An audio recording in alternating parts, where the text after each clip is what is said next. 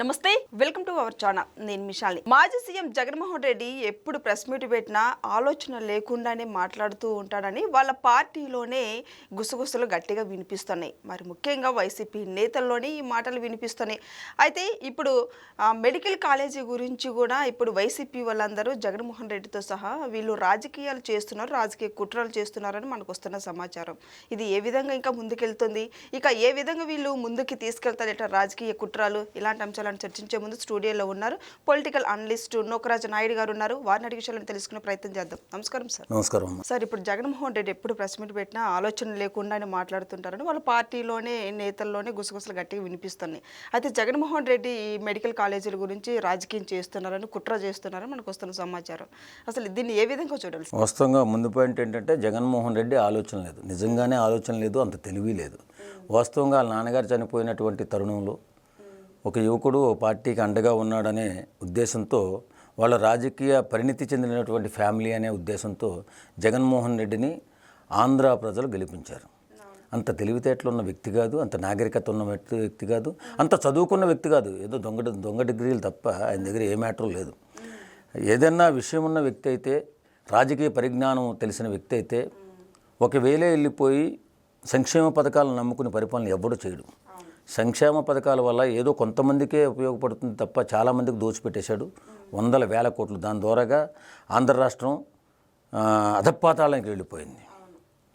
అసలు తెలివితేటలు అతను పరిపాలనకు పనికిరాడు. చాలామంది జగన్మోహన్ రెడ్డి అంటే రౌడీజము, గొడవలు పెట్టడం కాదు కదా రాజకీయం.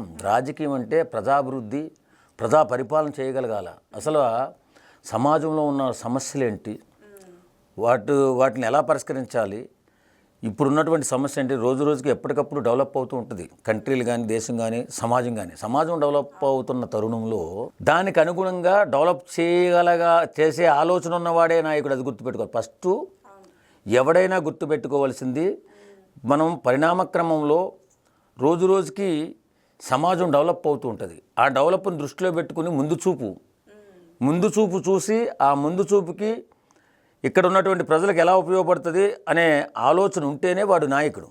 జగన్మోహన్ రెడ్డికి నాయకత్వ లక్షణాలు ఎక్కడా లేవు, ఫ్యాక్షనిజం తప్ప. మొండిగా వాదించడం, మొండిగా దౌర్జన్యంగా లాక్కోవడం, దౌర్జన్యంగా దోసేసుకోవడం, ప్రజలను సర్వనాశనం చేసేసేటటువంటి ఉద్దేశమే తప్ప అతనికి రాజకీయాల పట్ల ఎలాంటి అవగాహన లేదు. శూన్యం అవగాహన. డబ్బును ఎలా దోసేయాలి, దౌర్జన్యం ఎలా చేయాలి అనేదే తప్ప ఏం లేదు ఆయనకి. నిజంగా వాస్తవంగా అంత తెలివైన వాడు కాదు. తర్వాత ఇప్పుడు నాకు మీరు అన్నారు, నిజంగా చెప్పాలంటే అండి, ఆర్థిక నేరస్తుల్ని ఇంతమంది ఎందుకు జై జగన్ అని అరుస్తున్నారు? అసలు ఆర్థిక నేరస్తులు అంటే సమాజానికి ఎంత నష్టమో తెలుసా? ఎదుగుతున్నటువంటి సమాజం, భవిష్యత్తు కోసం ఎదురు చూస్తున్నటువంటి బిడ్డల భవిష్యత్తు నాశనం చేసే కర్కోటక రాక్షసులు ఆర్థిక నేరస్తులు. అలాంటి ఆర్థిక నేరస్తుని పట్టుకుని జై జగన్ అని అనడం ఏంటో. ఆయన గురించి మాట్లాడేదో పెద్ద తెలివైన వాళ్ళగా చిత్రీకరించి, మహామేధావులాగా చిత్రీకరించి చుట్టూరు నలుగురు చేరి ఆ కులం అనే పిచ్చిలో కొంతమంది ఎగురుతున్నటువంటి పిచ్చి హేళం తప్ప ఆయన దగ్గర ఎలాంటి పరిజ్ఞానం లేదు. ఇది వాస్తవం. రెండవది, పీపీపీ ద్వారా చంద్రబాబు నాయుడు గారు మన హాస్పిటల్స్ని అభివృద్ధి చేద్దాం, తెచ్చిన హాస్పిటల్స్ని జగన్మోహన్ రెడ్డి తెచ్చింది. నిజంగా వాస్తవంగా చెప్పాలంటే చాలామంది వారి పార్టీ గెలిచిన తర్వాత ముందు ప్రవేశపెట్టినట్టు పథకాలను తొక్కేస్తారు. ఇది ఏ రాజకీయ పార్టీ అయినా తొక్కేస్తారు. చంద్రబాబు నాయుడు గారి ఆలోచన, ఎవరు మంచి చేసినా చంద్రబాబు నాయుడు గారు కానీ, పవన్ కళ్యాణ్ గారు కానీ చాలా దీర్ఘంగా ఆలోచించి చర్చించి దాని మీద, ఒకవేళ పవన్ కళ్యాణ్ గారికి తెలియపోయినా, లోకేష్ బాబుకి తెలియపోయినా చర్చించుకుని దీనివల్ల ప్రజలకు ఉపయోగపడుతుందా లేదా అని ఆలోచిస్తారే తప్ప వాస్తవం ముందు చూపు ఉన్నవాళ్ళు వీళ్ళు ముగ్గురు. కాబట్టి వేళ ఏమన్నారు, హాస్పిటల్స్ని పీపీపీ ద్వారా మనం అభివృద్ధి చేయగలిగితే క్వాలిటీ వైద్యం పేద ప్రజలకి 50% అందుతుంది. ఇక్కడే మనం హైదరాబాద్లో చూసినట్లయితే గవర్నమెంట్ హాస్పిటల్లో 2-3 ఉన్నాయి, గాంధీ అని, ఉస్మానియా అని, ఇలాంటివి. ఎంతవరకు అక్కడ పెద్ద రోగాలు వస్తే చేయించుకుని వచ్చేవాళ్ళు ఎంతమంది? నిజంగా చాలామందికి తెలియని గవర్నమెంట్ హాస్పిటల్లో నిర్లక్ష్యం ఎక్కువగా ఉంటుంది. ఎందుకంటే ఈవేళ చేయాల్సిన పని రేపు ఎల్లుండికో మారిపోతుంది. ఈ లోపల పేషెంట్ చనిపోతాడు. కాబట్టి పెద్ద రోగం ఏదన్నా వస్తే గవర్నమెంట్ హాస్పిటల్కి అయితే శవాన్ని తెచ్చుకునే ఆనవే మన వాళ్ళందరికీ ఉంది.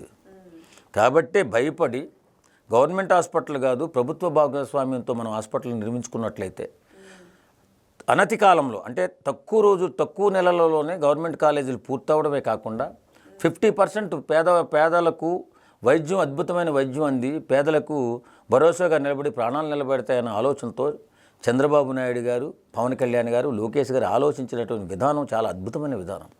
దాన్ని ఇతను తీసుకొచ్చిన మెడికల్ కాలేజీలే కదా ముందుకెళ్తున్నాయి. ఎందుకు ఈ ఏడుపు నాకు అర్థం కావట్లా. ప్రజల్ని ఎందుకు ఇలా ఇబ్బందులు పెడుతున్నారు? ఇలాగ ఏమార్చి ప్రజల్ని పక్కదోవ పట్టించి అక్కడేదో జరిగిపోతున్నట్టు వాళ్ళేమో పర్యటనలు చేయడం, అక్కడ ఏం లేకపోయినా పర్యటన చేయడం, ఏదో చేయడం. ఇప్పుడు అదే చంద్రబాబు నాయుడు గారు ప్రవేశపెట్టిన ఆమోదం పీపీపీ ద్వారా అమలుపరిచినట్లయితే ఇప్పుడు అసలు ఆల్రెడీ పనులు మొదలైపోయి జరిగిపోతూ ఉండను. ఈ దుర్మార్గుల వైసీపీ నాయకుల వల్ల అది ఆగిపోయి పేద ప్రజలు ఇబ్బందులు పడే ప్రమాదం చాలా ఎక్కువ ఉంది. తెలుసున్నవాడు, తెలివైనవాడు ఎవడైనా, మనిషి అయినవాడు ఎవడైనా కానీ పీపీపీని సమర్థిస్తాడు. దానివల్ల కోట్లు లాగేసుకుంటారు. ఎందుకు లాగేసుకుంటారా నాకు అర్థం కాదు. అంటే జగన్మోహన్ రెడ్డి వాళ్ళ హయాంలో కట్టించిన మెడికల్ కాలేజీలు ఇప్పుడు ప్రైవేటీకరణ చేస్తున్నారు. కట్టించలేదండి, తెచ్చాడు, పునాది వేశాడు, కాదని ఎవడో అంటలా. నువ్వు తెచ్చినే కదా, నువ్వు కడితే నీకే కదా పేరు. రేపొద్దున జగన్మోహన్ రెడ్డి తెచ్చాడు రా 17 మెడికల్ కాలేజ్ అని చెప్పుకుంటారు కదా ప్రజలు. నువ్వు కట్టకపోయినా, నువ్వు ఏడ్చినా ఏడవకపోయినా అది కట్టేసి ఉంటే ఫ్యూచర్లో ప్రజలకు అందుతున్నప్పుడు ప్రతి ఒక్క పేషెంటు ఒకవేళ నిన్ను తలుచుకుంటారో లేదో, ప్రతి ఒక్క పేషెంట్ తాలూకు బంధుమిత్రులు అందరూ కూడా అయ్యా జగన్మోహన్ రెడ్డి కట్టాడని తలుచుకుంటారు కదా. చంద్రబాబు నాయుడు గారు దానికి మన సహాయం చేశాడు, హెల్ప్ చేశాడు, ఆయన ప్రభుత్వంలో తొక్కేయలేదని చెప్పి చంద్రబాబు నాయుడికి పేరు వస్తుంది, మన జగన్మోహన్ రెడ్డి గారికి పేరు వస్తుంది. దీనివల్ల ఇంత ఏడుపు ఎందుకంటున్నా నాకు అర్థం కాదు. చెప్పేవాళ్ళు లేక, సలహా ఇచ్చేవాళ్ళు లేక, 70 మందిని అప్పుడు కోట్ల రూపాయలు జీతాలు ఇచ్చి పెట్టుకున్నాడు. అందులో 53 మంది రెడ్లు. కులపిచ్చి ఎక్కువ, ధనపిచ్చి ఎక్కువ జగన్మోహన్ రెడ్డికి. కులపిచ్చి, ధనపిచ్చి, అహంకారం, బలుపు ఇన్ని రకాలు ఉన్నందువల్లే సర్వనాశనం చేసేసాడు 5 సంవత్సరాలు ఆంధ్ర రాష్ట్రాన్ని. కాబట్టి ఎక్కడ వేసిన గొంగళి అక్కడే ఉండిపోయి ఎక్కడ అభివృద్ధి చెందకుండా అలా ముందుకు వెళ్ళిపోతూ ఉంది. కాబట్టి నేనేమంటానంటే, మనము మనుషులుగా బ్రతుకుతున్నామంటే సమాజ హితం కోరుకోవాలి. ఫస్ట్ మనం ఏ బ్రతుకు బ్రతుకున్నా నా ఉద్యోగం నేను చేస్తాను, నీ ఉద్యోగం నువ్వు చేస్తావు. కానీ సమాజంలో మనకంటే దిగువ తరగతి కుటుంబాలు చాలా ఉన్నాయి.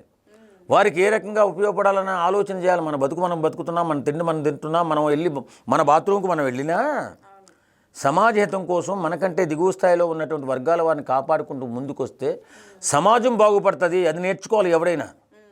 కానీ ఇలా వితండవాదం చేసి ఏదో కొంపలంటిపోతున్నట్టు గందరగోళం చేసి డబ్బులున్నాయి కదా అని పర్యటనలు చేసి జనాల్ని పిచ్చోళ్ళని చేస్తే అభివృద్ధి ఆగిపోయి నష్టపోయేది జనం, నాశనం అయ్యేది సమాజం.